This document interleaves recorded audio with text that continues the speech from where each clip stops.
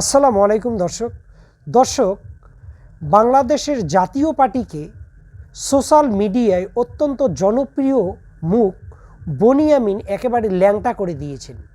তো দর্শক, তিনি জাতীয় পার্টিকে কেন ল্যাংটা করে দিলেন এবং জাতীয় পার্টি সম্বন্ধে তিনি কি বললেন, এই নিয়ে আলোচনায় আসব। তার আগে আলোচনা করতে চাই এই বনিয়ামিন আসলে কে। দর্শক, আপনারা জানেন তিনি মূলত বাংলাদেশের বাসিন্দা হলেও বর্তমানে তিনি সপরিবারে অস্ট্রেলিয়ায় বসবাস করেন। বিভিন্ন ধরনের ভিডিও তিনি তৈরি করেন, বিভিন্ন কৌতুকের মাধ্যমে ফানি ভিডিও তৈরি করে বাংলাদেশের শেখ হাসিনা সরকারের তিনি তীব্র সমালোচনা কিন্তু তিনি করেছিলেন। তো দর্শক, যেহেতু বর্তমান বাংলাদেশে আওয়ামী লীগ সরকার নেই, শেখ হাসিনাও নেই, ফলে তিনি বাংলাদেশে এসে মুক্ত মনে তার মনে শেখ হাসিনার বিরুদ্ধে, তার রাজনৈতিক দলের বিরুদ্ধে যে ক্ষোভ ছিল সেটাকে উগরে দিচ্ছেন। তো দর্শক, এই বিরোধিতা আওয়ামী লীগের করলেও আওয়ামী লীগের সর্বসময়ের ছায়াসঙ্গী জাতীয় পার্টি নিয়ে তিনি কিন্তু মন্তব্য করলেন এবং তিনি বললেন যে এই শেখ হাসিনার যে দীর্ঘদিনের যে অপশাসন, খুন গুম, বিরোধী মতকে দমন করার পিছনে যে সকল রাজনৈতিক দল অনুঘটকের মতো কাজ করেছিল, তার মধ্যে অন্যতম এবং প্রধান রাজনৈতিক দলটি হচ্ছে হোসেন মোহাম্মদ এরশাদের জাতীয় পার্টি। তো দর্শক, আসলে জাতীয় পার্টির ভূমিকাটা ঠিক কী ছিল?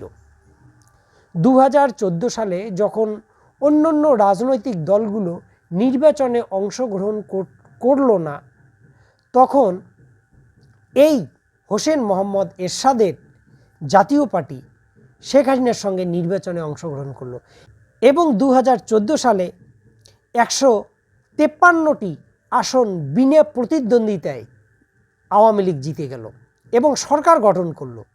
এই সরকার গঠনে এই যে জাতীয় পার্টি, তারা বিরোধী আসনে বসলো এবং আশ্চর্যজনকভাবে শেখ হাসিনার সরকারের অংশীদারিত্বও তারা পেল, তারা কয়েকটি মন্ত্রিত্বও পেল। তো দর্শক, এই যে শেখ হাসিনা নিরাপদে নির্বাচনে জয়ী হয়েছিল, নামমাত্র নির্বাচনে, এবং বাংলাদেশে যে অপকর্মের রাজত্ব তৈরি করেছিল, সেখানে এই জাতীয় পার্টির কিন্তু ভূমিকা ছিল। যদি জাতীয় পার্টি সেই সময়টায় শেখ হাসিনার সঙ্গে নির্বাচনে অংশগ্রহণ না করত, তাহলে আন্তর্জাতিক মঞ্চে এই যে নির্বাচন, এই নির্বাচনের গ্রহণযোগ্যতা নিয়ে কিন্তু প্রশ্ন আসত। অনেকেই বলেন যে ভারতের চাপে, ভারতের তখনকার বিদেশ সচিব সুজাতা সিংয়ের তৎপরতায় হোসেন মোহাম্মদ এরশাদ সেই নির্বাচনে অংশগ্রহণ করেছিলেন। কিন্তু দর্শক, কোন দেশ কি বলল, কোন রাজনীতিবিদ তাকে কি বলল, কোন দেশের হাই কমিশনার তাকে কি পরামর্শ দিল, সেটা বড় কথা নয়। বড় কথা হচ্ছে তার দেশের জনগণ আসলে কি চায়, সেটা বিবেচনা করেই তাকে রাজনীতি করতে হতো। আজকে 2018 যে নির্বাচন হলো, সেখানেও এই দলটির একটি নেতিবাচক ভূমিকা ছিল। যখন সকল রাজনৈতিক দল এই নির্বাচনটিকে রাতের নির্বাচন বলে আখ্যায়িত করলো, তখন এই জাতীয় পার্টি নীরবতা পালন করলো এবং সমালোচনাও সরকারের করে, আবার সরকারের থেকে বিভিন্ন সুযোগ সুবিধাও নেয়। ফলে এই যে দলটির যে একটি অবস্থান, সেটা কিন্তু বাংলাদেশের জনগণের কাছে একেবারে পরিষ্কার ছিল।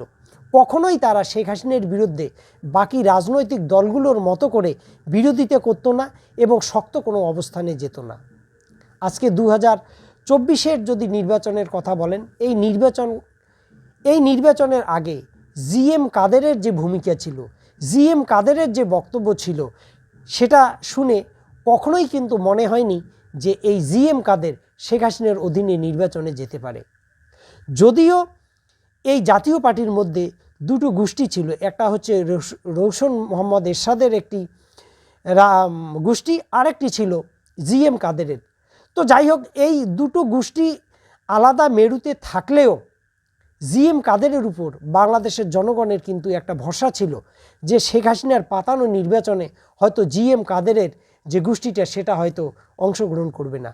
কিন্তু দিনের শেষে বাংলাদেশের জনগণ দেখল যে সমস্ত কিছুকে উলট পালট করে তারা নির্বাচনে অংশগ্রহণ করলো এবং এই নির্বাচনটাকে আন্তর্জাতিকভাবে স্বীকৃত দেওয়ার চেষ্টা করলো। এক্ষেত্রে এই জিএম কাদেরের যুক্তি ছিল যে তারা যদি রাজনীতিতে অংশগ্রহণ না করে, নির্বাচনে যদি অংশগ্রহণ না করে, তারা হচ্ছে নির্বাচনমুখী রাজনৈতিক দল, এসব বুলি আওড়াইতো। কিন্তু দর্শক, আজকের বাস্তবতায় যখন শেখ হাসিনা দেশ ছাড়া হয়ে চলে গেল, তখন কিন্তু এই রাজনৈতিক দলটি বাংলাদেশের সরকারের দ্বারা নিষিদ্ধ না হলেও কোনো রাজনৈতিক কর্মকাণ্ড কিন্তু তারা করতে পারছে না। বাংলাদেশের জনগণের কাছে ইতিমধ্যেই দলটি কিন্তু নিষিদ্ধ হয়ে গেছে। তো দর্শক, সেই দিন যদি এই রাজনৈতিক দলটি বাকি রাজনৈতিক দলগুলোর মতো দৃঢ় অবস্থান নিত, তাহলে শেখ হাসিনা আজকে স্বৈরশাসক হতো না এবং বাংলাদেশে অসংখ্য মানুষ খুন গুমের শিকার হয়তো হতো না। তো দর্শক, এটা সম্বন্ধে, এই রাজনৈতিক দলটি সম্বন্ধে বনিয়ামিন যে উক্তিটি করেছে, অত্যন্ত প্রাসঙ্গিক এবং সময় উপযোগী উক্তি তিনি করেছেন। তিনি বলেছেন যে এই জাতীয় পার্টি নামক রাজনৈতিক দলটি একটি কেঁচো মার্কা রাজনৈতিক দল, এর কোনো মেরুদণ্ড নেই এবং এই দলটি হচ্ছে একটি হিজড়া রাজনৈতিক দল। তো দর্শক, এই যে তার অভিযোগ, এই অভিযোগ সম্ভবত বাংলাদেশের জনমানুষের অভিযোগের সঙ্গে মিলে যাচ্ছে। তো দর্শক, এই নিয়ে আপনাদের কি মতামত অবশ্যই কমেন্টে লিখবেন।